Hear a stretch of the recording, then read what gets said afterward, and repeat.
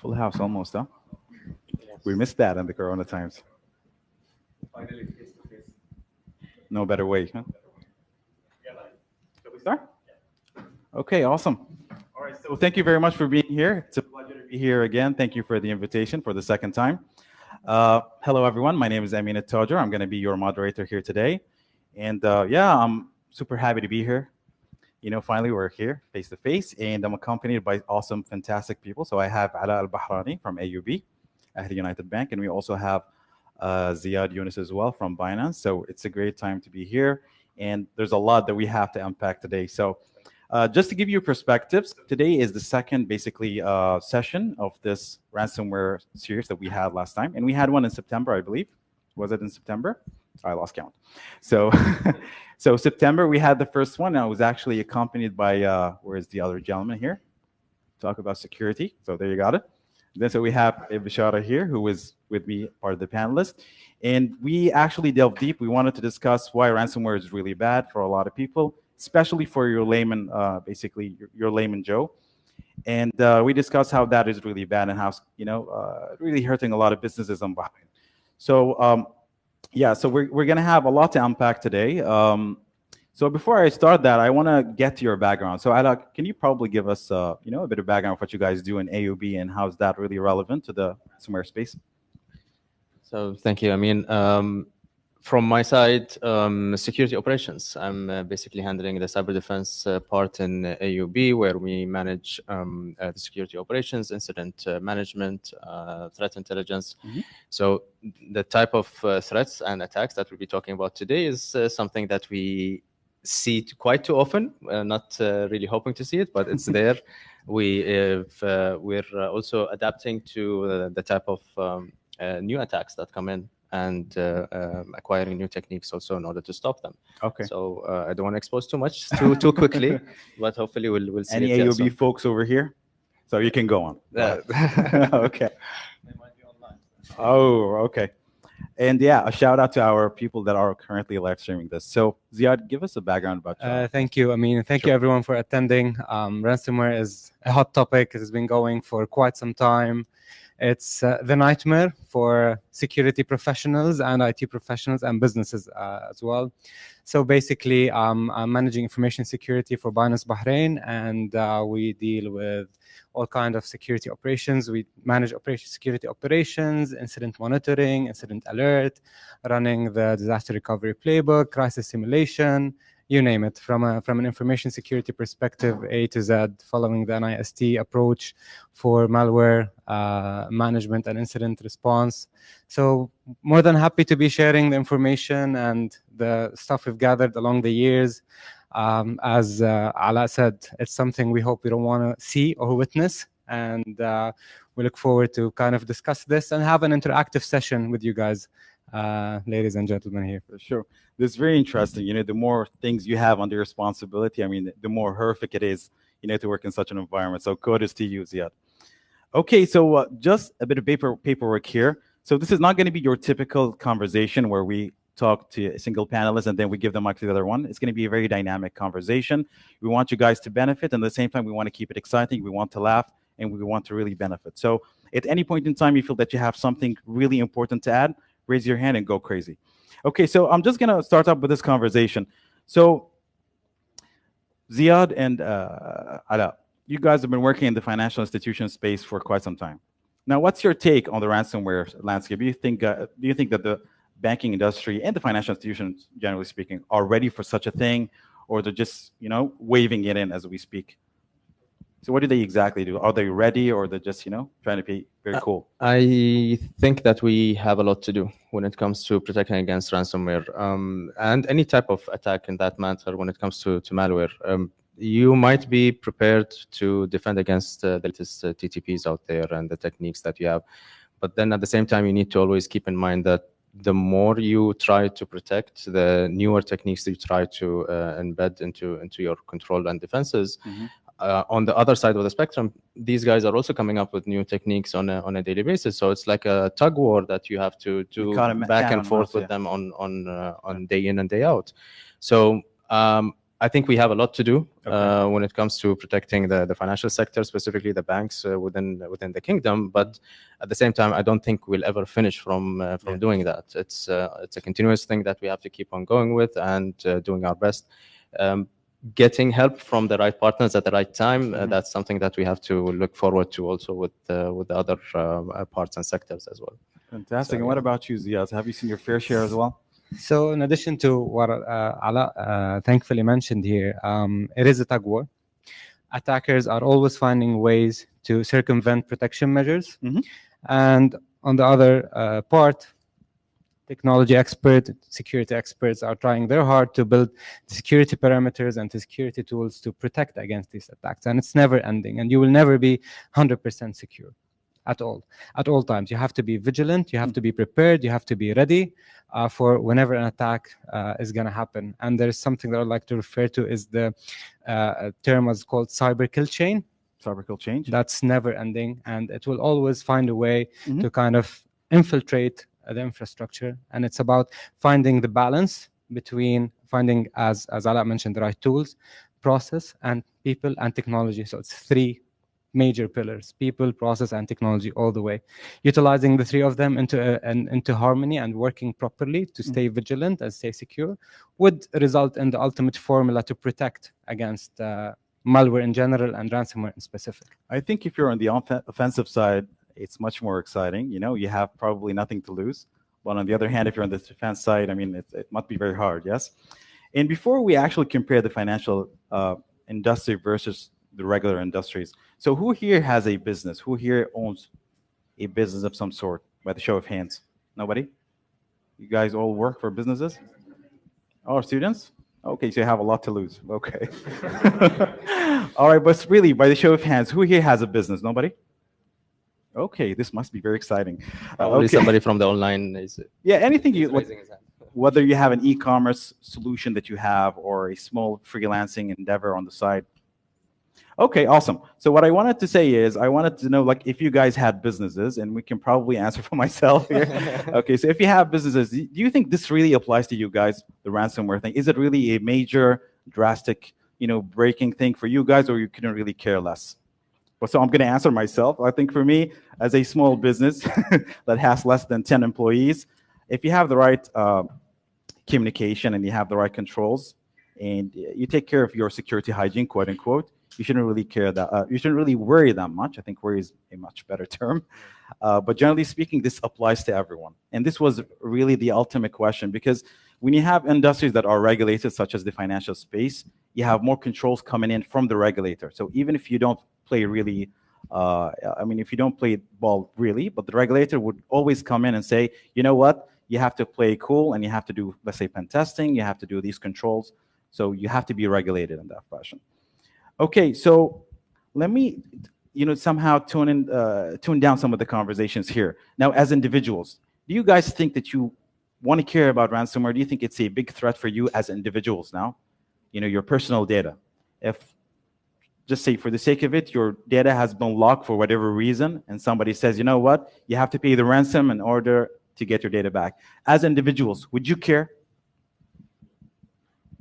So the takeaway today, don't be shy, be yourself. So, another way to ask that question is that how prepared are you Exactly. to lose your data today? Yeah, are you fine So with it? if you lose everything today, tomorrow morning, what would you act Everything or look on your like? personal laptop, Yeah. every single file, your university projects, your work projects, everything on your laptop is rendered unreadable. You cannot double click on it. Every music file, every picture is gone.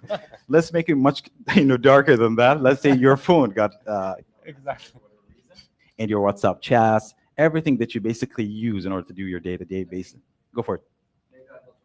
From a security background, so I have my hard drive security. Oh. So if they hack or not my laptop, if my laptop was hacked or encrypted or something by ransomware, Okay. it's not going to be my problem. How so? It's not going to be my problem. I can just throw it away and Oh, I'll okay. it's encrypted already. So Oh, okay. as if they didn't get anything. But if they were able to exfiltrate files from my now we're talking. laptop Yeah. and then try to get a ransom from me, Like I have some clients, imported files and everything. I didn't say that I have a small business. So I have some secret files or that. This is Okay. gonna be the problem. You know what, Ali? Can you give us a recap since you've been here? What are the major workings of ransomware? What does it exactly do? Just for people to understand what's happening. Okay. See, some ransomware, it's not the old ransomware that we know, like red and black screen, your computer has been encrypted, pay this whatever Bitcoin or Western Union before to this account, and you'll get your data back. Now it's more about leveraging what you have. So they know what you already have, like insurance policy, and they will demand the amount of insurance. They would know who your clients are. Maybe try to blackmail you. If it doesn't work with you, they will go to your clients. We have your data. Nice. I saw yesterday about Microsoft losing 66,000 records. Yes. That's not a problem, the phone numbers and the contacts, emails and everything. But they said, and other files. My God. That Yeah. must be terrifying. This is the huh? problem. You know, sometimes we deal with vendors, for example, we say, give us your KYC, your documentation for your, and he sent the passports, he sent everything, more than we requested. Wow. And we'll have to keep this data. So imagine what people sent to those 66,000 companies sent to Microsoft. My God. And Microsoft lost. That's exactly it. So a lot of people think it's just the aspect of basically encrypting your data to render it, useless. But the reality is that aspect of leaking your data is really a big deal. And this brings me to one of my difficult questions. Imagine you guys have been hit. What do you exactly do? So this is the million-dollar question for a lot of people. Now, I've been hit with ransomware. What do I exactly do? What do I exactly do? Basically, God forbid. Making your day tougher, huh? 100%. Okay. 100%. Well, number one is to be prepared for such hit scenarios, to have what is called a playbook for when you hit with a ransomware. Okay. What is your next step? Mhm. The first thing, when you are hit with a ransomware, when anyone is hit with a ransomware, they don't want to sit and think, oh, what should I do next? They need to be prepared what they need to do next. They need to have a plan of what to do next. Every company needs to be ready to be that. They need to take the assumption that they will be hit by a ransomware. And this is where the concept of threat modeling fits in. Nice. Take the scenario that you are hit with a ransomware and now what to do next. Okay. And based on your infrastructure, based on your security posture, on your organization, the type of people and skill set that you have, you will plan your next steps accordingly. But from a first step that you're hit with a ransomware, isolate your network. And why is that exactly? Sorry? Why is that for your typical, audience in here? Why do we have to disconnect the network? Yes. So basically, when a malware hits an organization, or it hits your files, or it hits a computer, or an endpoint, or even an Internet of Thing like a TV or a fridge, because those items can also be hit by malware. The first thing this malware would do, it will try to replicate itself and try to go through through the layered segment of your network, and anything that is connected to that particular segment of the network, it will try to go into the other part of the network to try to gather as much space as it can through the landscape of the connectivity of your network. You don't want it to spread, basically. 100%. So to contain the damage, as a first step, isolate, and then you can try to deal with the recovery. And Ala, what about yourself? Anything you would do differently apart from what Ziad mentioned? So I totally agree with what Ziad said. It all depends on how well were you prepared before the hit itself. This is not something that we don't anticipate to happen. It's not the mentality back in the days was that I'll never be hit with malware. Nobody will attack me. Nobody will break into my system. But nowadays the mentality is different. Now it's only about when will I be attacked, when will I be breached, when will my data will be exfiltrated or not. So it all depends on how well prepared am I. So yes, I'll isolate. I'll try to narrow down the problem. But then at the same time, I need to figure out how big of a problem is it? Is it something that only hits one laptop, 100 laptops, or is it something that reached my data center? Is it something that reached my backups, my DR site, or whatever it is? Yeah. And then accordingly, for every place I find this, then I need to take action for that. Now, most of the time, it's all about backups. When it comes to ransomware, the general advice is never to pay the ransom. But backups Really, also can be a target for these guys. Before even breaching or encrypting your files, they'll try to encrypt your backup first and then encrypt your file, so they make sure there's no way to return back from it. So there's a lot of things to look at here also. That's awesome. Yeah. Now, speaking about being prepared, what are some of the activities that you guys think about? Let's talk about in terms of data. Let's talk about data classification. What are your thoughts on data classification? Do people actually do it in Bahrain? It's a good question. Data classification is extremely important, and it's number one thing to be prepared. Before that, you need to know your assets. You need to know what do you have, so that you know And how again, to protect them. Why should I do that as a layman? Why should I really classify what I have in the organization? To know what kind of security controls you need to put to your house. You need to know Nice. how valuable the items are in it, right? So you need to know what is in your house, what is there to be stolen, how valuable are the items are, to know what security controls you need to be. Is it worth it to put extra and go above and beyond in putting security controls? Similarly, you need to know your assets in your environment to know how to protect them and to know the value of these assets first. And this will help you in terms of getting the buy-in support from the management. When you show them how valuable the assets are in the Yes. organization, Yes. what would be the impact if something was lost, if something was stolen or damaged, and then you can put the right controls in. And then classification. So you know what your assets you have in, and then you start the classification in terms of impact and severity. Let me try to cause some problems. So, Ala, do you agree or do you disagree? Uh, Please tell me disagree. Let's make it exciting. So if a company, if I claim in my company that I don't allow data to be leaked from my company using email, for example, so that's a very basic control that a lot of companies they have nowadays. There, data leakage prevention. So when I say that, does that mean that I'll be blocking all email communication from that company? Does that mean that I will not allow attachments to go I out actually through had the that company? when I was working in Saudi Aramco. So we were contacting the vendors. This is a cool nugget. So we were contacting the vendors, and all of a sudden we had that crazy malware that hits all of Saudi Aramco. So we had to contact the vendors with our personal emails. Think about that for a second. Like, hey, this is Amin at Gmail. Can I have the contract? So yeah, I completely agree. That's exciting. Okay, so let's think about it. Let's just go one level up here. So now we know that ransomware happens in that fashion, and we have to combat it in that fashion. What are the signs that you have ransomware kicking in your environment? So how do you begin to basically sense that? Basically, just like any other malware, you'll start seeing anomalies in behaviors in computers. And if it's a malware, if it's a ransomware, you'll start having files unreadable, cannot access them. When it starts hitting scripts, that's when you know you have a huge problem. When batch operations start generating errors, when reconciliation stops working, that's it hit a bottom line. But a first sign would be usually certain anomalies in behavior reported in from your traditional antivirus if it's there, or an EDR and endpoint if it's there, and ideally files being rendered unreadable. This is exciting. Ala, this is a quiz for you. So what is EDR for the typical term here again? Making all the hard questions to Ala here today. I think AV is not going to hire me anymore. So yeah, when it comes to detecting, what is EDR and what does it do? When it comes to detecting ransomware, one of the most important tools that we depend on is an EDR, or basically an endpoint detection and response tool. So basically, this tool differentiates itself from a normal antivirus with behavioral analysis. So an antivirus will have a database of known signatures, known malware out there. So the moment it picks up that signature on the machine, it will block it.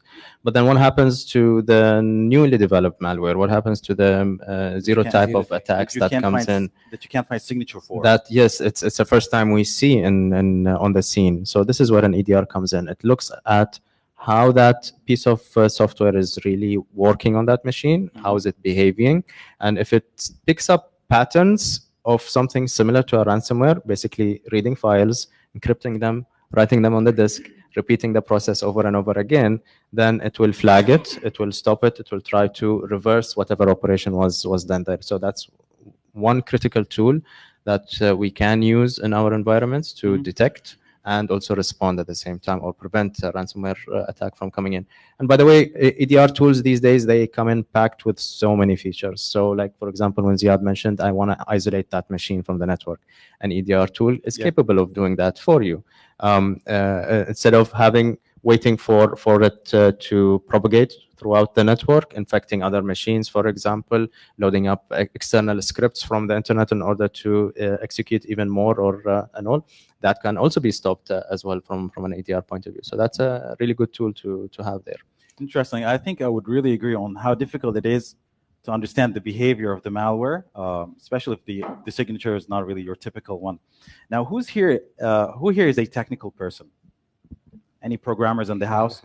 Okay, so all right, cool. Okay, so I think one of the most exciting, ways of actually knowing if you have a ransomware kicking in is if you find a lot of API calls being done to your cryptography, APIs of your basically operating system. So this is one of the ways that, generally speaking, your EDR solution is going to look for when this happens. Another way is to find if you're traversing a lot of files altogether. So this means that you're doing an operation that spans a lot of files. So you're doing the same thing. And when you reverse engineer some of those tools, you can really see that pattern being cooked in the book.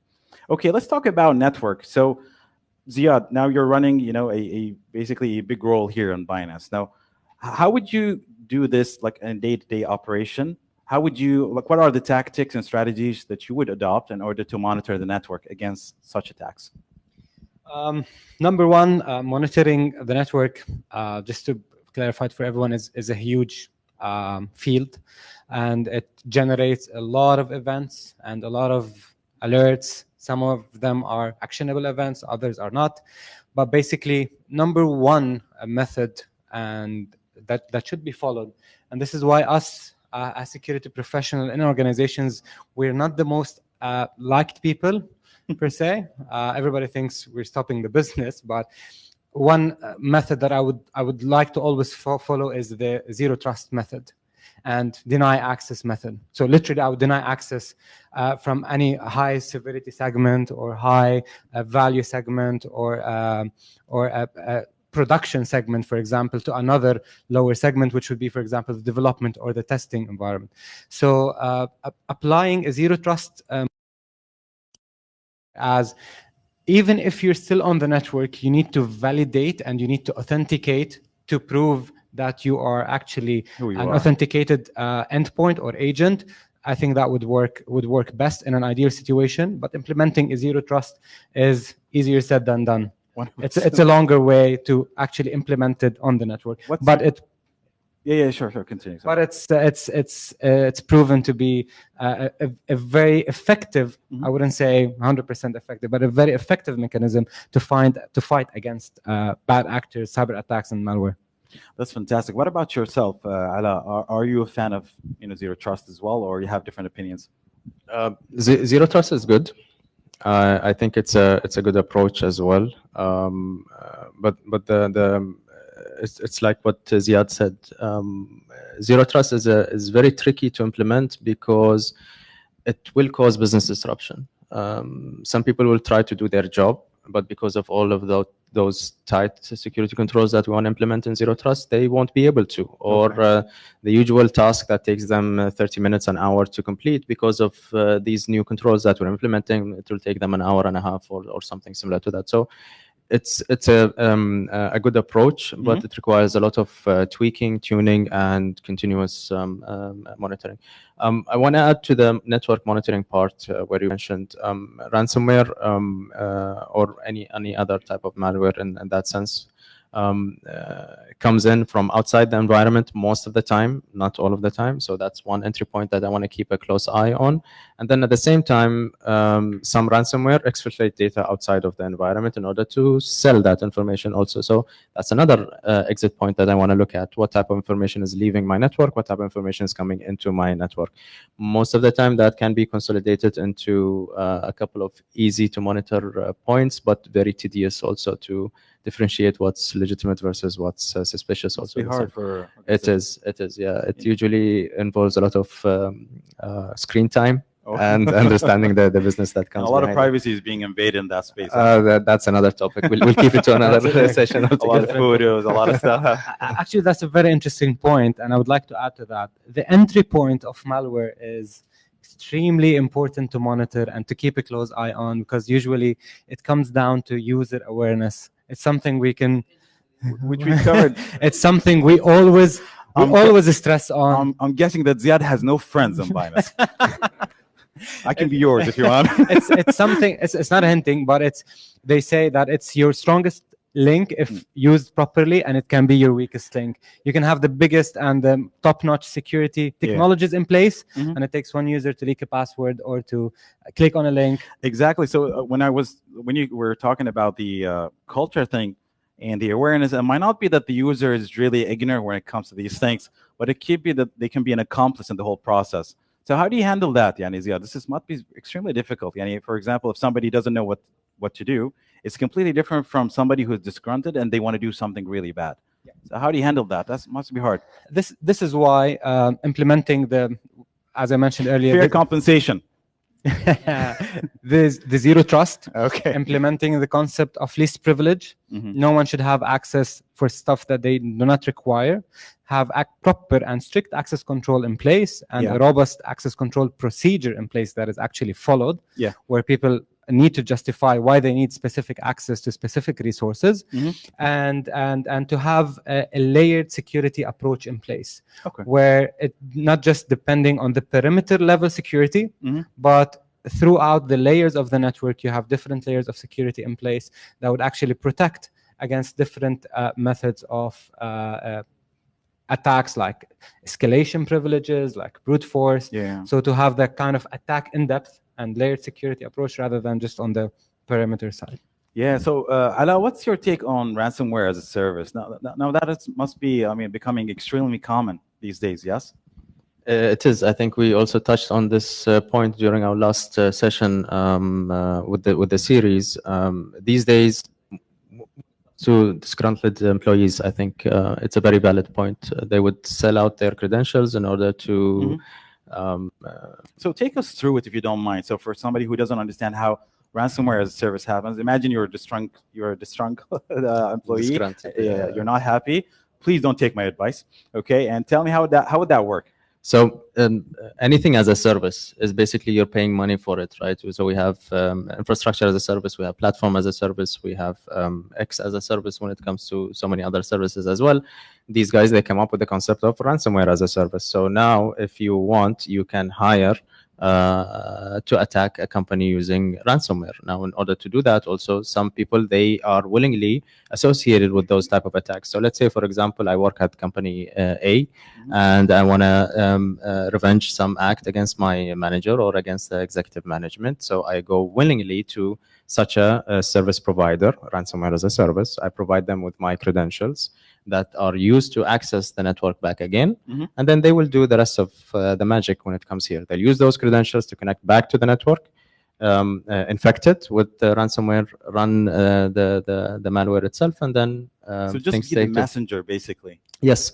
Now, this is also a very a strong point that we also discussed during our last session, which is knowing your employees and having zero trust also when it comes to their access, reviewing their access, and trying as much as possible that in case this happens, in case somebody's credentials were leaked or purposely used, and I can defend against it. Yes. And this applies, I believe, in my opinion, applies a lot in Bahrain, because we have a lot of companies these days who outsource resources and give out access to the vendors, suppliers, supply chain, or whatever it is. So I might trust my employees, but then at the same time, I need to take care of all the other connections that I have within that company. And this is where it really plays a role, or it plays a major issue. I think this is a fantastic point that you brought up here. So what's your take on third-party risk management generally, that a lot of people don't acknowledge, especially in the Middle East?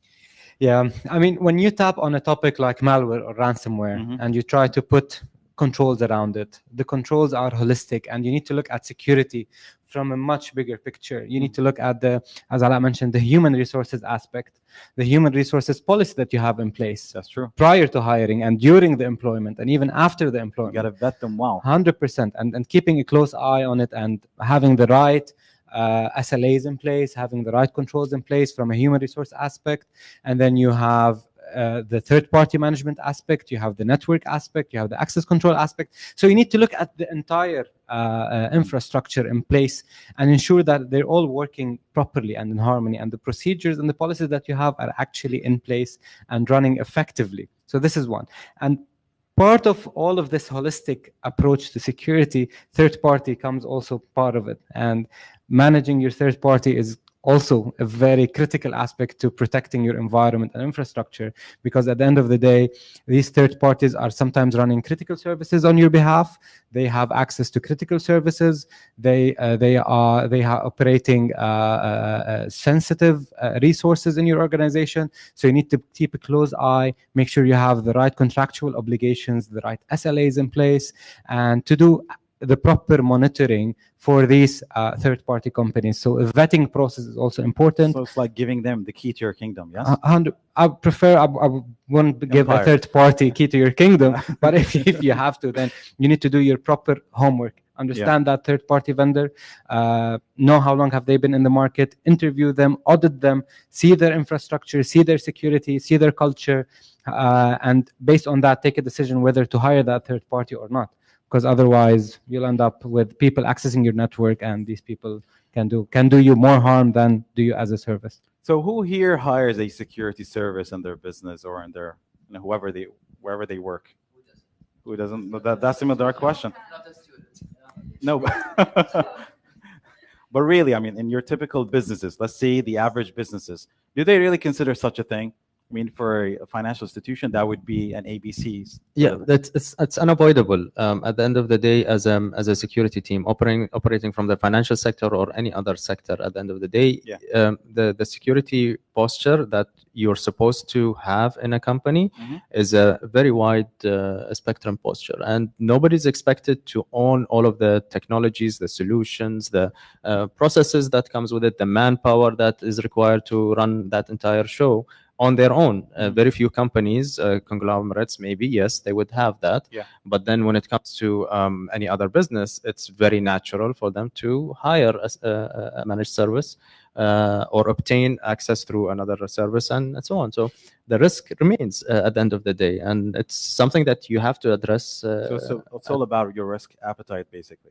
Yes, of course, your risk appetite plays a role here. But in my opinion, from what I've seen, we're not doing enough when it comes to third-party security. This is in Bahrain or the Middle East in general? Let's say in Bahrain. In Bahrain, yeah. Okay, now we're owning our opinions, huh? Yeah. No, no, but I completely agree. I think, Yani, for the regular business guy, they wouldn't feel that security is a pretty big deal until they get harmed. And I was just talking to Ziad, just like a while ago. A lot of those businesses, very reputable businesses in Bahrain, they started contacting us trying to have a solution. But the problem is they come to you when it's extremely late. They don't have backups. They don't have any monitoring happen. They don't have presence on what's happening. So it's like starting from scratch. And it's so bad, in my humble opinion, because it's like starting from scratch when this happens. And you don't know about your data that's already on the dark web. It's being sold out there. Okay, let me ask you guys now. I think we have a question. What's that? We have a question. Yeah, go for it.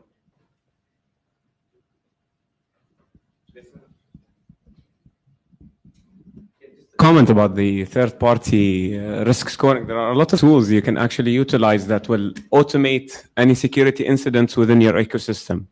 And these are a very good, quick shortcut to gaining more awareness. So as part of threat intelligence, you can actually subscribe to services that will give you reports that, let's say, for example, you're working on a network implementation with company XYZ. Okay. If a data leak or a major incident happens on that vendor, you will be alerted.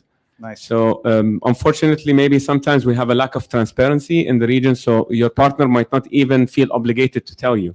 And this is where you have to do your homework. All right, cool. So this is, again, there are a lot of tools and services that you can utilize that would not cost you an arm and a leg. It's just an enrichment of your threat intelligence. that's awesome. So speaking about tools, we have the security information and basically event management. So what are the kind of tools that you guys have used in the past that you feel are going to be very fruitful for people to use if we're talking about open source or even paid services? Well, basically, there's a combination of security tools that you can utilize to protect your environment, to protect your organization. To name a few, we talked about the EDR, the endpoint detection and response. That basically is not like the traditional antivirus that Ala described.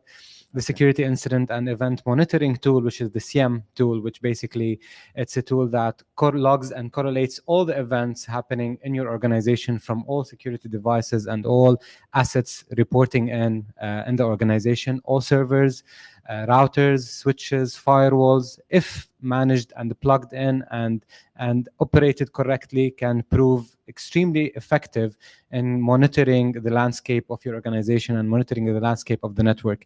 It takes time, it takes skills, and it takes certain level of maturity to reach a level where the SIEM can be reached a satisfactory level where you can actually rely on it to monitor the network and to keep track of what's going. Awesome. Ala, have you used any logging solutions that you're fond of, in the security space? So for logging, there's always We're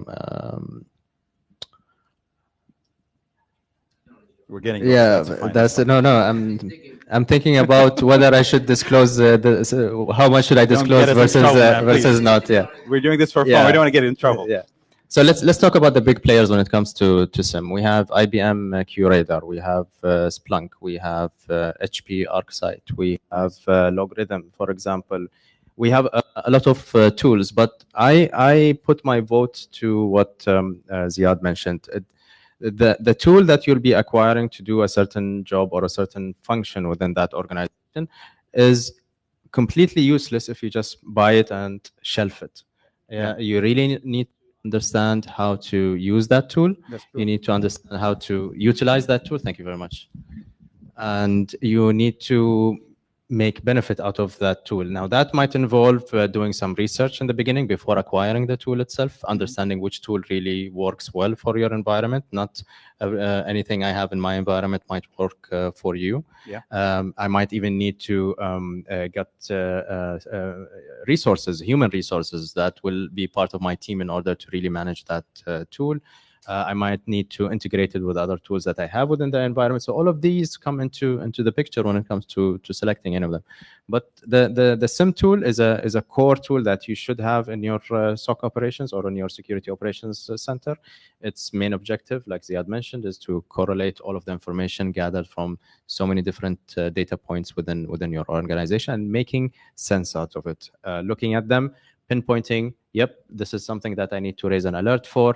This is something that you need to look into. This is something I need to take action on as well. So even if we want to extend that to SOAR, for example, yes, we can also take action on it. So I think one of the tools that you can start with, especially if you're a fan of the open source space, is this ELK combination. Yes. Elasticsearch for the technical people here and the non-technical folks. You have Elasticsearch, and you have also Logstash, and you have Kibana, which is open source, and you can probably just get logging. I mean, I might not really speak out when it comes to correlation, but at least you have presence. You at least have clarity in what's happening. Yes. When you do the right setup for all of your appliances and servers, to talk to that logging service, we have a one-stop shop to see the whole thing in one place, yes? Yeah. Just like with the basically CloudWatch on AWS. Yeah.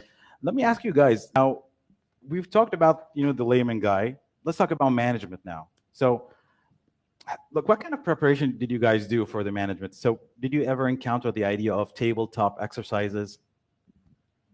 That's a very interesting question. And I think that's extremely important when it comes to ransomware. Yeah. Letting the managers sit on a table in a crisis simulation exercise is extremely beneficial to show them how to deal with the ransom. So actually what you can do, and this is something that has proven extremely effective. Yeah. Sit all the senior managers on a table, the key decision makers, and let them run through a ransomware exercise. Have a scenario ready. So So the scenario would be that your organization has been hit by a ransomware. What you're going to do next? And then in the scenario, press calling, central bank calling, and have people play that role Yeah. while they're sitting in an exercise in a room, all of them together, taking decisions to see what they can do, how they can deal with it, and ultimately leading to the decision of whether are we going to pay the ransom or not. Putting them in that upfront, throwing them under the bridge in that particular manner, in that particular sense, is extremely beneficial for them to understand the impact of such an event, of such a cyber attack to their organization. So yes, I get your question, and that falls under the crisis simulation attack for top management to understand the impact of what they're dealing with. That it's not just a technical thing. The management and the senior management are involved in the decision making, and they need to take key decisions in terms of what are we going to say to the press, what are we going to say to the regulator. Compliance needs to be there. The CEO needs to be part of it in terms of PR, and then the CTO and the CISO needs to be also part of it to agree on what decisions do we need to take to contain whatever is happening. So yeah, from that perspective, that would be extremely helpful. This actually works also with the non-executives and non-management. So if we circle back to the point where we spoke about the users and the awareness that we need to consider for the users, in my experience, and I think my colleague also Yahya can agree to this, when we tried a different approach to deliver user awareness, what we did is we ran a demo, a simulation of an actual attack happening on these machines. And we showed them very basic actions to how an attacker might breach this computer or laptop, what is the extent of that breach, and what really is the outcome. We actually showed them that during those sessions. And the response that we got from the users was a completely different response. You get shocked, I'm guessing. than normal PowerPoint slides just going through on the screen and not believing it, or just listening from one side and then just taking out the other. So management, when it comes to crisis simulation, is exactly doing the same thing. In the scenario, we are showing them the extent of the attack. When it comes to decision making, they say, okay, fine, then I'll switch up, I'll recover from my backup, for example.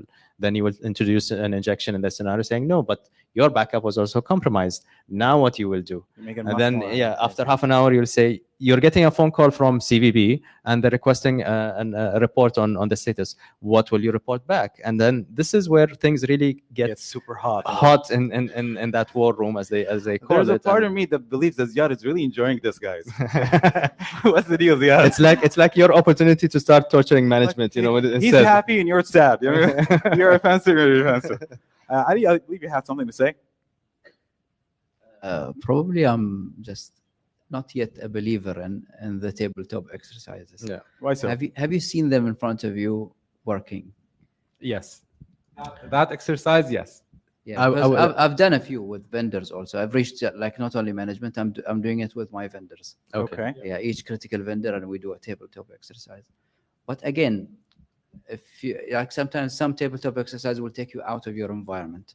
So you say, I need to dig for my procedure, for my forms, for everything. You bring compliance, and they just don't know what's happening. They don't have their procedure itself, their disaster recovery procedure or business continuity, whatever you call it. So I'm still skeptical. If we do it in-house, it's okay. But like paying tens of thousands for that, I think I can skip this. You guys agree with Adi, or you guys think maybe he's too... Because those services are very expensive. Yes, they are. And to be honest... And I think Ziad can do it better than other vendors. Now we know. You're right. When you do it in-house, it's much easier, 100%. But again, it's a simulation. It's a playbook, a scenario that the security team would prepare, and these are the events that are happening.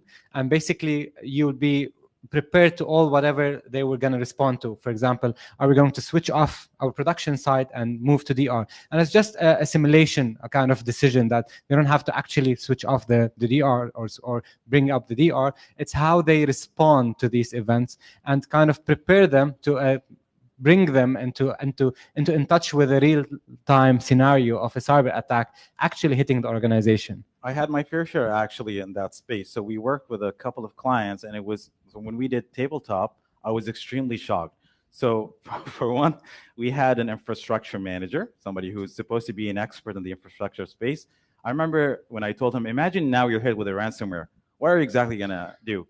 I remember that smirk. I was like, okay, what's the deal? Why are you smiling? He said, my files already have passwords.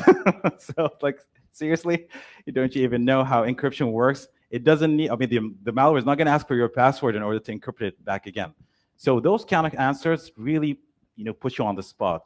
So I would really, like, in order to answer Ali, the best way to do it is when you have this as a sudden exercise. You bring them on board, you don't tell them to prepare, and then you say, are you guys really prepared? So if you can just cover your mishaps and then do a couple of sessions where you tell them, it must be much better if you've done it in that fashion. But the initial exercise can show you a lot about how people think when you have such a thing. We were just talking about a lot of businesses don't have incident response plans to begin with. So how do you go about that, Ziad? I mean, what would you say to a company that doesn't have an incident response plan?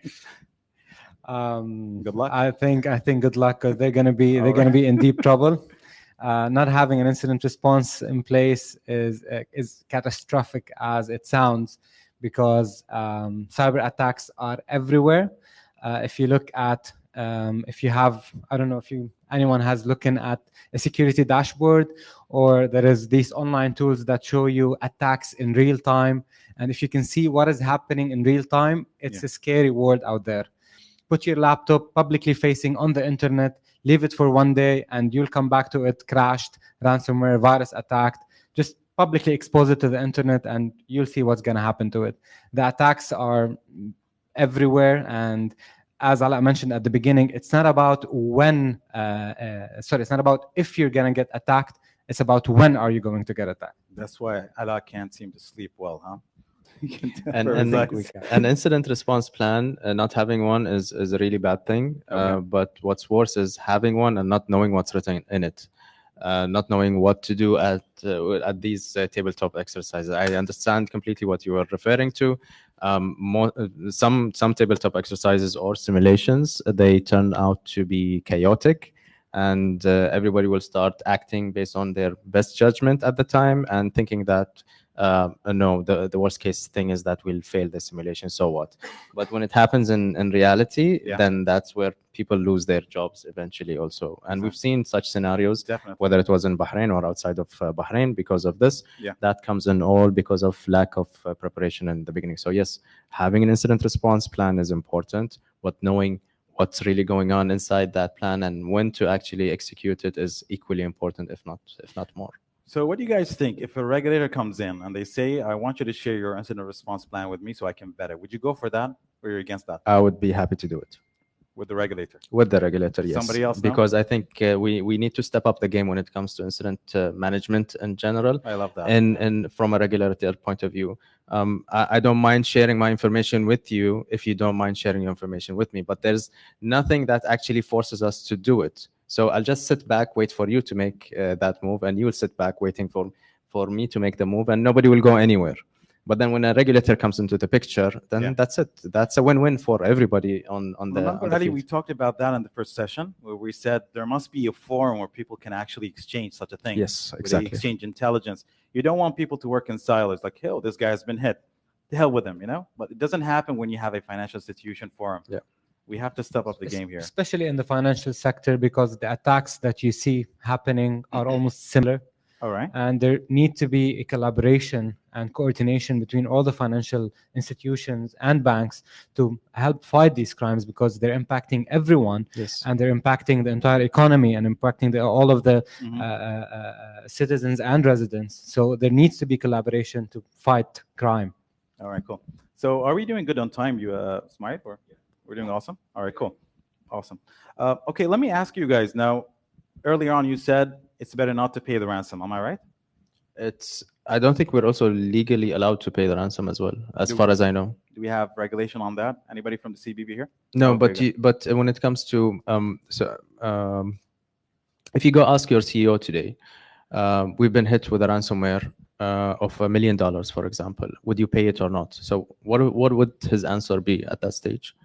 First answer will be is a question. He will ask you how big is the damage. Exactly. Is it really worth $1 million to pay or not? That's the first thing. Second thing is that can we recover from it, and how much would it actually cost us as well if we wanted to recover from it? The third point would be what do the regulator says in this scenario, which is blank, I believe, in Bahrain. We don't have a straight answer to that.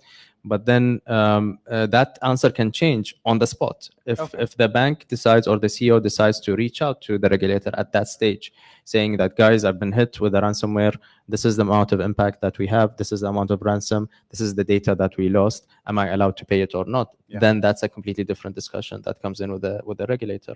And then, of course, one more point that you need to look into is the stakeholders that you have, the shareholders that you have within that organization itself. They have a say in the decision as well, because it's their data eventually. So it's a not straightforward answer, but the short answer is no, you shouldn't pay it. Actually, you should go for it. I would add to that. I agree with that. It's getting to that decision requires several steps to do before that. Understanding the impact and do kind of a cost benefit analysis. And one very important thing to keep in mind when it comes to ransomware is that even if you pay the ransom amount, there is no guarantee that you will get your decryption key. Remember, wanna cry? So there is actually no guarantee that you will take the key. So it's a risk. It's a risk you're gonna take. But you said cost, benefit analysis. Yes. What about if you don't have the time? Not everyone has the luxury of time. How do you handle that? So I had a client, for example, that called me the other day and said, you know what? I have this ransomware kicking in my infrastructure, and I have to pay 200 BD, of course, in terms of Bitcoin. So I said, bluntly, in my humble opinion, is 200 BD a lot for you? He says no. I said, go pay it if you're really dying to get your data. He did not. In 2 weeks' time, that became 10,000 Bahraini dinars. So in my humble opinion, I think the answer is debatable. Yani some people, for their reputation, are not going to go for the ransom. They're not going to pay it. But a lot of people can't afford to have that thing. So they have to pay, and they have to handle the leakage part as a different incident. So I think it's debatable. What do you guys think? If you were in that position, what would you do? Would you pay or not? By show of hands, would you pay? It's not a technical decision. It's a business decision. And all the questions Ala mentioned in the beginning, like what your CEO is gonna ask you. Yeah. Before you go in, you have to be prepared with all these answers. This is where data Then classification. How much is the damage and how much time, repetition. That's true. You go there, you say, I've done my homework. Yes. So if you go there without doing your homework, you'll be fired.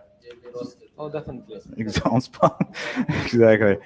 So I think this is where data classification, just a sec, this is where classification really comes in, because you'll be able to understand the magnitude of damage if you know the kind of classification you have for your data that got out. So you wanted to add something? So in this scenario, isn't it better if you just get cyber insurance? No, I'm not an expert, but what do you guys think about insurance? I'm very skeptical about it, honestly, because there's a lot of factors kicking in. Oh. I have to do it, but Exactly, you have to do it, but you really don't know the benefit out of it. Hopefully, you don't want to see the benefit out of it, but it's a control that we have to have eventually. It turned out dark. It is a control that you need to have. my example, sometimes they would say we will help you part of the contract, is we will help you experts to come and Investigate the Yeah. what the forensics, but the forensics that you haven't done your backups well, you haven't done your VAPT, not to be able not to pay you the Yeah. So I think there's a lot of chance for fraud, basically. Yes. Yeah. Yeah. I'll say a lot of students are, basically chasing this idea of cyber insurance. All right, cool. So let me ask you a question now. What about life after ransomware? So what do you do as a business the second you're hit and the second you've resolved it? What do you exactly do now? So how do you handle the leaked data, the reputation damage, and all of that? That would become the damage containment part, where you need to identify first how did this attack happen after you've recovered from it, to prevent its occurrence, close all the loops that you have. This is of course it's trivial to anything that whenever a malware happens, and then you need to kind of realize the level of damage that happened and the impact of it, to try to see where you can contain it and where you can actually start building the trust again and the reputation again that you might have lost. Because if these things went public, the quantification lost, or the loss that has been less, that has been out there, is very difficult to quantify in terms Exactly. of monetary value. Yeah, it must be very hard. So what's your take also, Ala, on that? What happens after malware now? Where would you want to start? So it's if it's about the damage has already been done, and it's just the beginning of it. Losing the data might be one of the things that we have to suffer from. That we have reputation as well. We have trust of customers and shareholders and all of that. So that's one complete part of it. The other part is learning the hard way that we need to protect our systems in a better fashion now.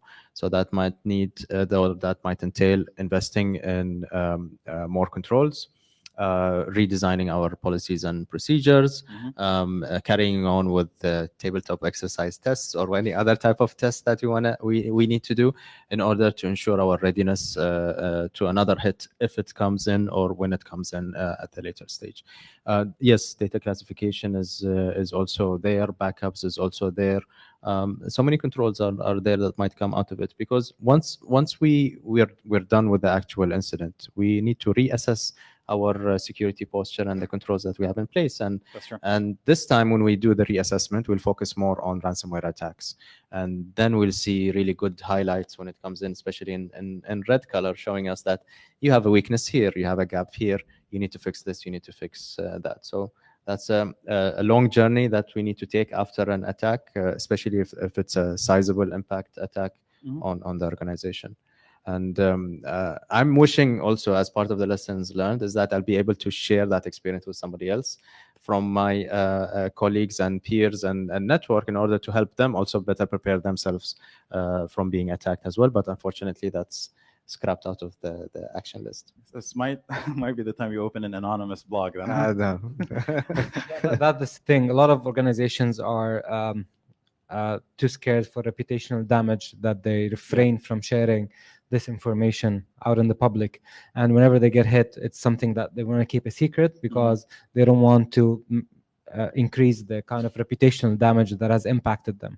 My humble opinion, I think the regulator really drives the whole initiative here. Yes. The regulator is like, basically the big brother and the whole thing. If you have this direction, the banks eventually are gonna cave in. Let me ask you. You wanted to ask something before we move to the next question? I don't know. I'm good. Thanks. Okay. Yeah. So I believe even the topic of backup is not really well understood. Now, what is your tactic when it comes to handling backups? Is it just copy and paste, online, offline, hot, cold? How does it happen? There are different methods and different approaches to backup. Backup on itself is a huge topic, and it really comes down to the infrastructure and the requirements that you have for your data, how active and live you need the data to be, how fastly accessible that data requires. It also comes down to something that we haven't discussed, which is disaster recovery and recovery time objectives and recovery point objective, because these 2 points are extremely crucial when it comes to malware analysis and ransomware and disaster recovery in general. So it really comes down to these points to decide what kind of a backup you would have in place. But usually an active mirror backup would be ideal. Yes. With live data replication would be ideal. Offsite as well. Encrypted offsite backup, that would be also an additional security level, where that offsite backup can also have can be air gapped, where it's not accessible, it's not online. So if a ransomware hits, if a malware hits, it doesn't kind of traverse or propagate to that particular air gap, which is what is called the 3-2-1 rule. You would Exactly. have, Yeah, that's awesome. I think go for it. Yeah, for the backups, when it comes to malware, also we've seen new techniques also coming in for us. We have shadow copies, for example, of files. That's another approach that was introduced specifically to target against ransomware attacks. I can go back to a previous shadow version. Exagrid, for example, we were talking about this earlier today also. Exagrid, for example, they have a new time lockout backups. So you take a backup based on your usual backup policy that you have, whether it was hourly, daily, weekly, monthly, or whatever it is, incremental, full, whatever. Then they impose a new control on the deletion of that backup. So if ransomware tries to delete that backup itself, there's a time lock on the delete. It doesn't perform the delete operation unless a certain time period has been carried across. Okay. So that's another point of protection. I might indicate that keep that time lockout to 6 hours. So if I got hit by ransomware and then I discover after 30 minutes I've been hit by ransomware, my backups are still safe. They won't be deleted. Even if the ransomware tried to delete them, I still have a 6-hour gap period there. So a lot of controls when it comes to backups as well. I think a lot of people don't understand the magnitude of trying to restore your data on a regular fashion. That's a nightmare. Because as well. I worked with a lot of people that said, you know what, yes, we have backups, that's awesome. But when it turns out, to that time where you actually need them, they're actually broken. So yeah, this happens a lot. Go for it. This is one important point, which is also not just backing up, and everyone talks about backup and backing up information, and it's extremely important. But as you mentioned, and it's something I've experienced a long time ago, which is restoration testing, because you have your backup, it's working fine. The malware hits, now you need to restore is not working because you didn't test your restoration process, or it's taking too much of the bandwidth. So that's also a critical point. Here, referring to Ala's question, are you able to pay the criminals?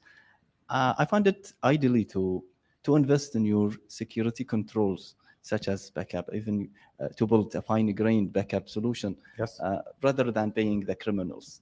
So, look, no, we're talking about that case where you don't have a backup. That's the problem. So most of the businesses that are not well prepared, they're not going to have a backup. By the way, you will pay the criminals. No, so pay and strengthen your... If you look into the probability scale in that fashion, a lot of people say it's 90% that they're going to restore it, or 85%. It depends.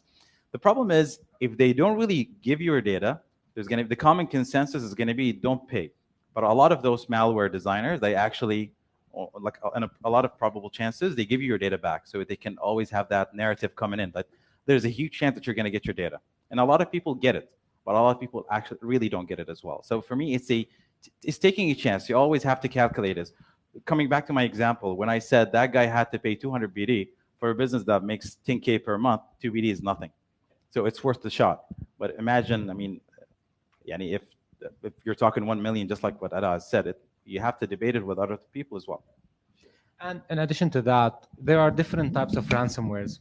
Some ransomware is targeted, is sophisticated, is planned towards a particular organization. And just like Ali mentioned at the beginning, is that they understand your insurance, your balance sheet, your organization before they attack you. Exactly. So that's a sophisticated one, which most probably they will pay you. They will give you the decryption key if you pay them. A lot of ransomware out there, and I've experienced some of them on a personal level, where the individual would get hit by a ransomware where the command and control center for that particular ransomware is gone. There's no one running it. So it's a very old executable ransomware. It just got spread some way through an email, clicked on a link, and there's no one, you're paying no one. Basically. So there's basically a vendor that doesn't support you, Exactly. Okay. But ideally, the idea of paying a ransom is basically killing the motivation. So a lot of government institutions, law enforcement authorities, they're against paying the ransomware because you're actually feeding that motivation. You're encouraging that behavior. So they try to ask people or an organization. It's not easy. It's not an easy decision. Imagine you're a small business. You're just basically surviving, and all of your life is basically depends on that file, your file system. What would you do? Would you comply with the regulator and just put it to dust? It's their recommendation, but again, paying or not paying, that's a business decision based on the analysis and the preparation and everything that the organization have done internally. So this is, I'm really curious. Do we have a mandate somewhere global that you don't have to? You have to not pay the ransom. Yeah, you have the global mandate that you shouldn't negotiate with terrorists. So, and this is like cyber terrorism as well when it comes to imposing ransomware. Best practices. That's the only thing that I know about. It's a best practice. It's a recommendation, but it's not. Nothing is mandated. When you really need it, it's going to be a different story. Yeah. Okay, let me ask you guys. So, have you heard about fileless malwares or fileless ransomwares? Fileless. So, what do you guys think about it? Do you think it's genuine? It's fantastic from a hacker point of view, or It's something that came up because it's something that came up recently because we never used to have fileless servers in the first place or fileless functions in the first place. It's a new technology that was introduced with the clouding services that are being used nowadays, and hackers or adversaries, they decided to utilize the same thing. So they don't really need to. So how does it work exactly? So they don't really transfer a file in order to infect a machine. They basically run a process in memory. And then the moment you access that website, for example, or you access a service because of a buffer overflow or whatever it is, it can infect that machine and stay resident within the memory itself and keep on running in that memory. So that's basically fileless. If you want to search for it on the machine in order to remove that piece of malware, you won't find it on the machine. But if you search the memory processes that you have there, the memory stack that you have there, you'll see it in the memory itself. But it's hard to debug such a thing. Yes, it is. Yeah. And then most of the time it will be hidden on the machine somewhere, also difficult so you don't to have find. IOCs basically to work with, generally speaking. No, you don't. So maybe Ziad, you want to talk about what IOC is, the fancy word that I just gave here? So the IOCs are basically IOCs is basically indicators of compromise, and these are indicators that come up out of a machine or a specific process that is infected, and it gives kind of anomalous behavior than your regular program or file or a script running on your machine. So there are different indicators of compromise, and it's all can run down to whatever processes that you have in place and how these processes are running, and in terms of how. Give it as a high-level example. So if a ransomware starts encrypting files, that behavior of encrypting several files together or encrypting 5 files or moving from one server to another, that can be an indicator of compromise. The behavior, for example, of encryption happening on your machine, that can be an indicator of compromise. So this is your typical IOCs, which doesn't happen in the fileless malware attack. And basically, as we mentioned at the beginning, any new technology would have its new attack, and it's a new cyber attack vector. Okay, here's the moment that you have to go for it. You ruined the moment, Ali. Come on. I was about to ask for a drum roll here. How about this as a backup strategy? Backing up a system. You know, many of us have the nightmare of how would I be able to restore my backups if you have terabytes of historical data. One of our guys in one of the tabletop exercises gave an idea. He said, why don't we prepare an empty server? Okay, and start running it, because I'm running transactional data. So let's keep the history for later. I want to come up live as soon as possible. How about that? Have you seen it implemented somewhere? An empty server ready for to be kicked off without the backup data. Not really a server, if I may add, for or a second virtual, here. for example. Look, if you ever done any solution architecture work, you know that there are different ways of getting up to speed really fast. I completely love Docker and Kubernetes. It's the idea of having your compute ready. It's just a matter of adding your workloads. Yeah, compute, Docker and Kubernetes, all these things. So if you have an infrastructure that is mature, you're not going to have, you know, basically a long period of getting up to speed if you have the data ready. But a lot of the business that I dealt with, personally speaking, don't have the infrastructure ready, which means when they're hit with ransomware, they don't just have to bring the data, they have to build the infrastructure back again, which takes a very long time. This is the problem for me. It comes down to the infrastructure, especially if you're running Docker containers or microservices across several nodes, you'll be able to go up to speed. Yeah, it's just a matter of skill. That depends if you're running up-to-date software or legacy software that's there for forever, like core banking systems. That they don't have this luxury of having that. You have to wait for hours to restore data. Even during an upgrade, I've seen it in front of my eyes. I mean, each table takes like hours of getting copied. I mean, this is where the expertise come in, Ali. And for example, some of the people treat their stack as a components of Legos, basically. So, you know, the core banking is very difficult to deal with.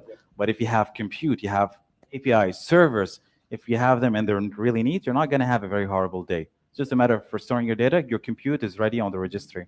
Yeah, your architecture makes a big difference here. What about security architecture, Ala? Is there anything that you want to maybe share with the people here? Defense in depth.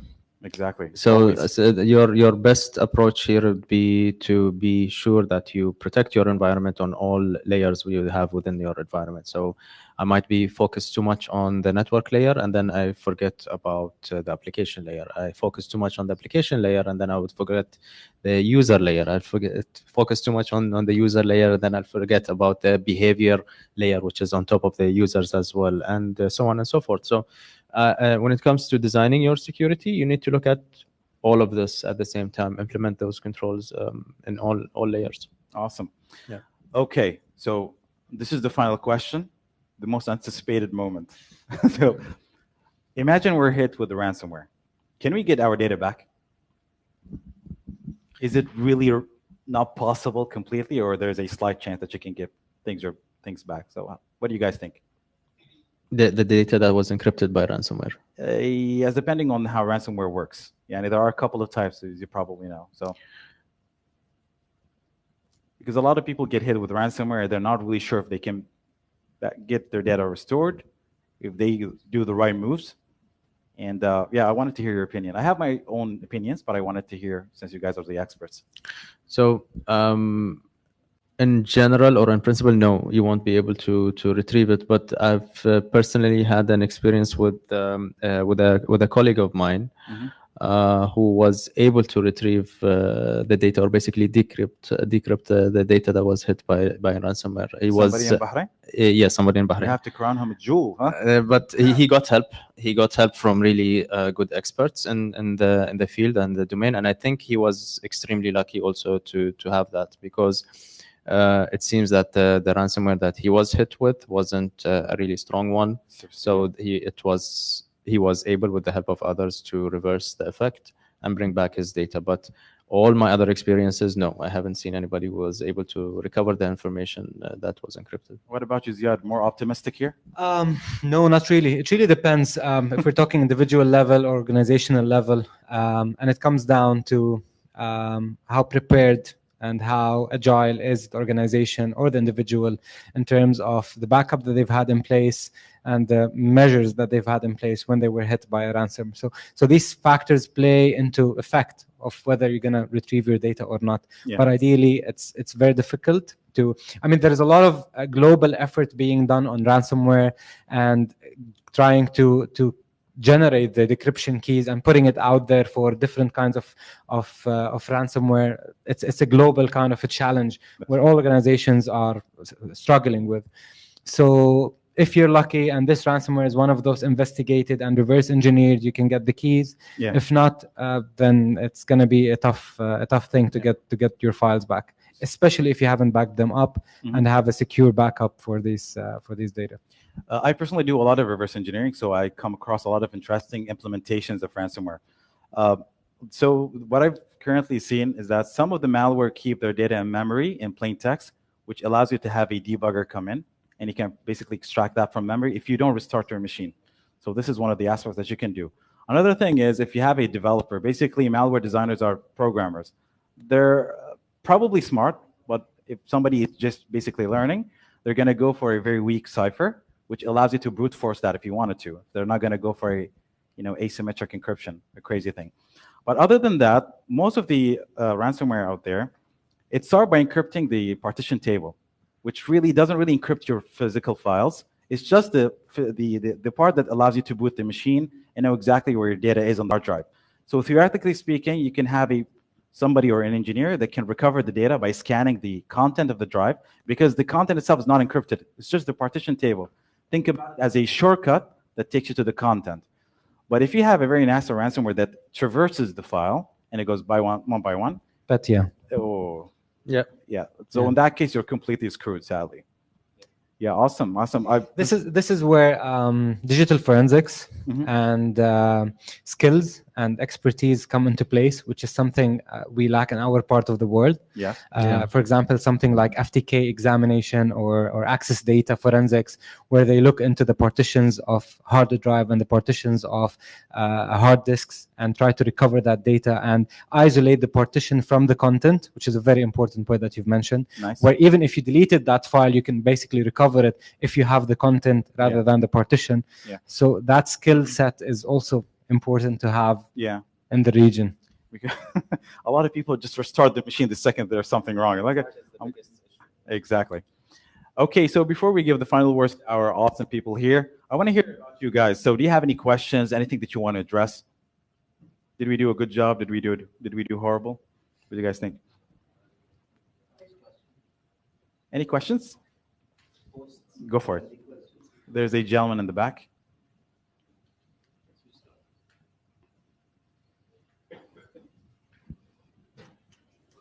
All right, so my question is to Ziad first. So you mentioned something about asset classification. There are instances where you might not be able to see all the devices on your network, right? For example, some companies might have BYOD policies, and these personal devices could be a compromised one through an application malware or whatever. And I have seen some organizations within Bahrain where they allow the guest Wi-Fi networks to communicate with the corporate printer, just for ease of access. Now, in this scenario, where do we draw the line on BYOD policies, or how do we prevent a ransomware, basically, in this scenario? Again, I'm a big fan of deny all and least privilege and zero trust, as we've made it clear. But in terms of BYOD, having a policy is something, and having the technology is something else, and the implementation is something else altogether. So an attack or an attack vector can come through any possible method or through any possible scenario. The BYOD is one of them. What you need to do in that particular scenario is to lock it down. So when there is an attack vector that comes from a BYOD to your Wi-Fi, then understanding your infrastructure, understanding your network, understanding how different devices are connected to each other is very important. Now, when you have a BYOD in your organization or in your company, then that needs to be locked down properly. Because if it's not locked down properly, and if it's not done within a specific container within that particular device, and no file transition can happen from your BYOD container to your actual mobile container that is accessible and you can download anything on it, you'll be opening yourself to plenty of risks.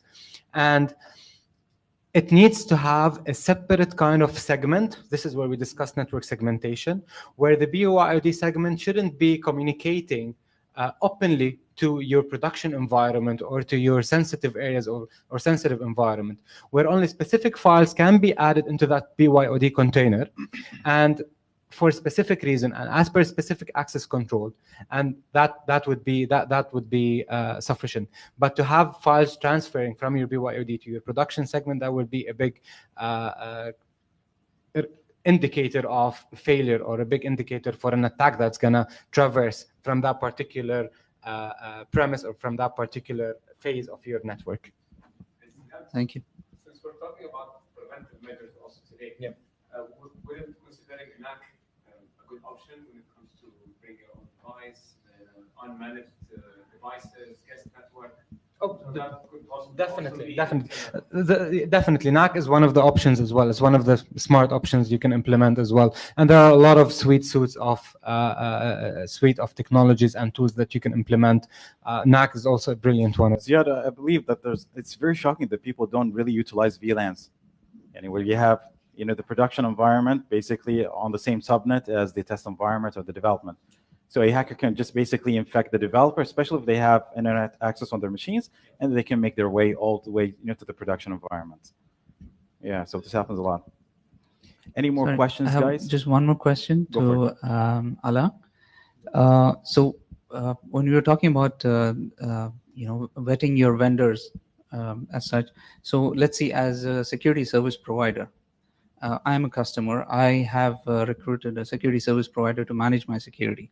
Now, how do we vet them? How do we as customers? Because they're handling a lot of our data. Let's say if a security service provider itself is compromised through one of their vendors, how do we prevent that? So for any security assessment, you need to base it on either a security standard or based on a certain risk. right? So if you go, for example, and I decide to go with ISO 27001, for example, and then I ask the vendor that I'm contracting to answer for the 114 controls in ISO 27001 to understand what is his security posture within that organization and what is he doing in order to protect the information that he has and the information that he's getting from me as well. Now, a standard such as ISO involves also third-party security on that vendor himself. So that will take care of also the relations that those guys are having. But that's just one example. I could go with other standards as well. I could impose my own requirements based on the risks that I'm seeing coming in from that vendor. And at the same time, don't forget that I need to do my part as well in making sure whatever information I'm sharing with that vendor is something that I'm also in control with, not the vendor controlling that information altogether. So actually, Just to add to that, a very good example, if you're keen on to looking into third-party management, look at big corporations, Amazon, Oracle, Apple, and look at their third-party agreements that they have with financial partners and banks, and you'll understand the level of input they get from each of these banks and level of due diligence that they do in order to ensure that whatever agreement they do with a third party is actually in place. So it's worth looking at. Awesome. So just a second, let's see if there's other people in the crowd that they want to ask, and then we can bring it back. Any other questions, guys, from this side or that side? Go for it. We're going to come back to you. Promise. Okay, so my name is Sayyid Hassan Mohammed, a cybersecurity student. I hate being this guy, but just out of pure curiosity, if a company decided to pay for the attacker, as if we said that he had the infected of the crucial data of the company, but they weren't able to restore the data. The attacker did not fulfill his promise. Now this is the bad ending, the worst ending possible. I just want to know, like, who's being held responsible of this? What can the company do to return the momentum? I believe that's a big hit for the company, not just on data-wise, but also like reputation, the mindset with the employees. So this is just an open question. I want to know, like, what a company can do after being hit by ransomware and not restoring the data. Thank you. Thank So you. Ala, you want to go for it? And the paying ransom as well. Thank you. Yeah, definitely. So to answer the first part of the question, that's the easy part. Who's going to be responsible is the company. The company will be responsible eventually for that because that's a failure in their promise to protect the company and its asset and basically the information. Recovering from that, like I mentioned earlier, they have a long journey to go here, whether it was fixing the issues that they have in their current systems that led to the attack in the first place, or making sure that they implement whatever is necessary to prevent such an issue from coming up again to that organization. When it comes to reputation, or when it comes to customers, or when it comes to relations with other parties, that also falls a burden on the executive management and the strength that they have within that market that allows them to really cope up or recover from this issue. Relations is everything at the end of the day, especially in our region here. So it doesn't matter that company A or company B, it matters Mr. X and Mr. Y. If they sit together, then that's it, things will go in. If I want to speak it out bluntly as such. I think for me personally, culture is a big part.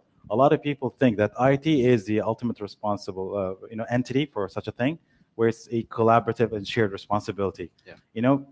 It's so bad when you hear people, let's say, working in a different segment within the company saying, security is not our problem, it's IT problem. Well, the reality is if IT really screw up on their promise, eventually all of you are going to be without a job. So this is a collaborative effort. This is why now a lot of businesses, especially financial institutions, they put a lot of programs in order to get people up to speed in their security knowledge, even if they have nothing to do with IT. Just the basic stuff. Don't click on a link you don't trust. Double check the link. All these things are really mandatory. It's basically hygiene in these days. If I may add as well, ISO 27001 standard plays an important role and kind of gives lessons in terms of responsibility, where it details down responsibility and adds to it accountability. Nice. So while a security professional or security analyst is responsible for implementing the security controls and making sure that the control is actually functioning, and the IT is responsible for managing that particular tool, the board is held accountable to ensure that security is from top to down, everyone's It's responsible. always driven from up. Yes. Awesome. Okay, I think we have maybe room for one last question, so we can keep it neat on 7 o'clock. Go for it. Okay. All right. One extremist question, maybe. Maybe I think Ziad will be Don't look at me. happy with that. No, Ziad, I think, will be Okay, good. agreeing with me. I once threatened the management that one day I'm going to go and pull a wire.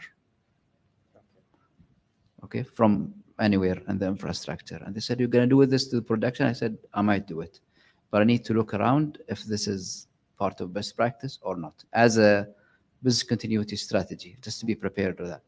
Have you come across a regulation or a best practice or a standard that mentions this, do this or don't do it?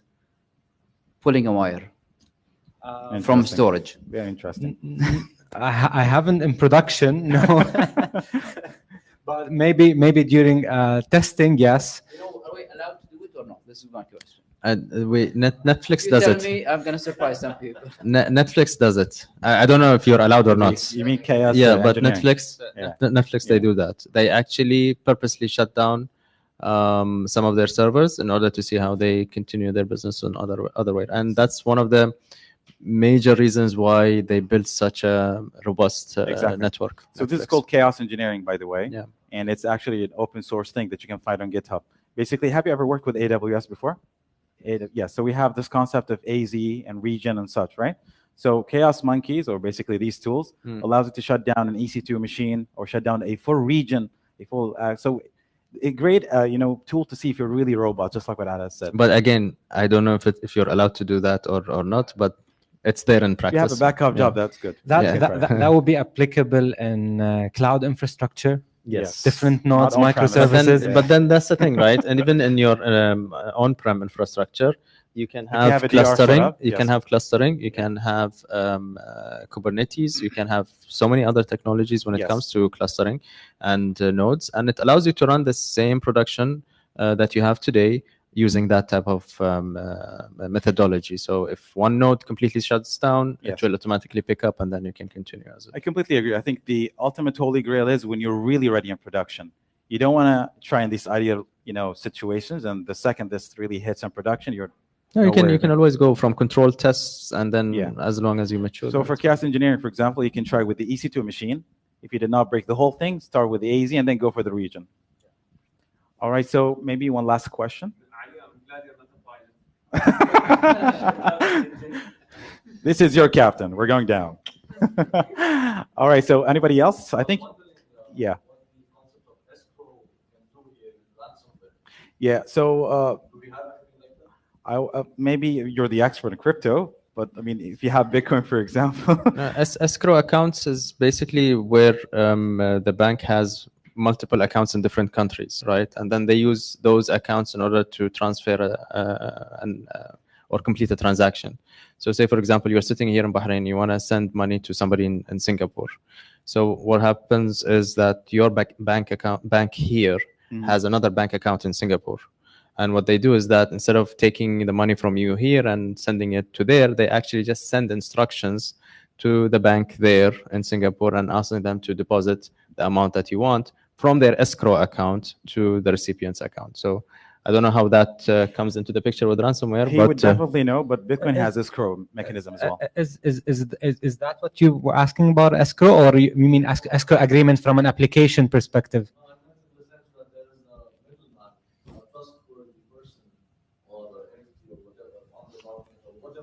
Okay.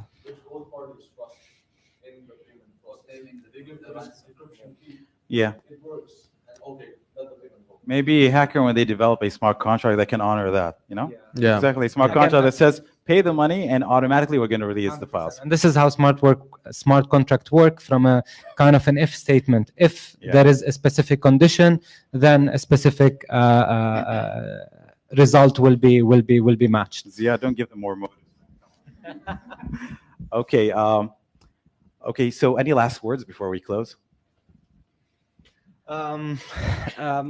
This has been a very interesting, interactive session. Honestly, I enjoyed being part of this and talking about ransomware. But my closing statement would be: a lot of organizations spend a lot of money on prevention. Yes. 80% of the budget is spent on prevention tools and prevention mechanism, whereas some of this money can be spent on detection, in terms of detection preparation, and kind of building the network to a level where it kind of becomes resilient to these attacks. In terms of backup, there's something called, now it has been mandated in Hong Kong last year, which is the secure tertiary backup. It's extremely beneficial, something worth looking at, something worth reading about and trying to implement around here in the region. Fantastic. We're happy to have you here, Ziad. Ala, what about you? We talked about prevention. We talked about detection. So whatever controls you decide to implement within that organization, to whatever solutions and tools that you decide to have in order to protect you against ransomware, just keep in mind that this is something that is not a one-time thing. I don't want to buy a box and put it there and forget about it. It's a continuous war that we have against attackers. New malware is coming up every day. New techniques are coming up every day. My security staff and operations should cope up also with those changes as well. So keep it going all the time. And fingers crossed, yeah. Yeah. That's fantastic. I personally benefited a lot from you guys. Thank you so much for dedicating the time, and thank you again for the invitation. Thank you guys for coming. Hope you guys had fun and benefited and laughed a bit.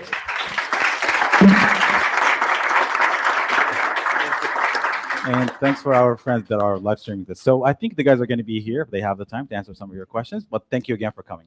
Have a great day.